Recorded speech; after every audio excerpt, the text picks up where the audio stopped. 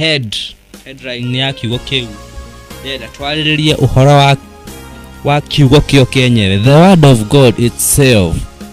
The word of God itself nĩyo ndenda twarĩrĩrie, na kiugo gĩkĩ kĩa Ngai tũkorwo tũgĩkĩthoma thĩinĩ wa ibuku rĩa Hebrews 4 verse 12 na iko ni Ahibirania 4 kwanjĩrĩria kamuhari ka 12, na neno linasema kwamba maana neno la Mungu li hai, tena lina nguvu, tena lina ukali kuliko upanga uwao wote, ukatao kuwili, tena la choma hata kuzigawanya nafsi na roho na viungo na mafuta yaliyomo ndani yake, tena li jepesi kuyatabua mawazo na makusudi ya moyo. Si Bwana Yesu atusaidie na atuonekanie, tuhurumie.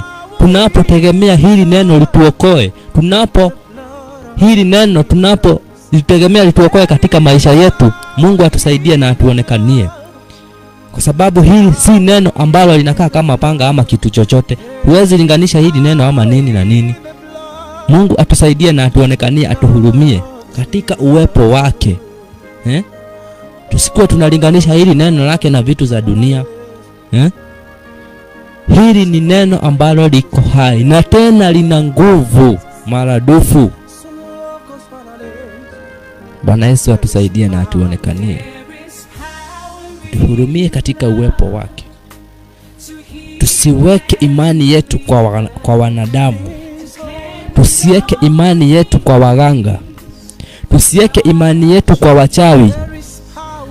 Bali tuweke imani yetu kwa hili neno lake. Na tukifanya hayo yote, mambo yetu yote yatakuwa salama na itakuwa ni mambo mazuri.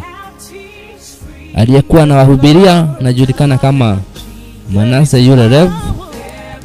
Nawapenda sana na Mungu awabariki na waonekanie, na mkuwe na wiki mzuri ambayo imejaa rehema na baraka za Mungu.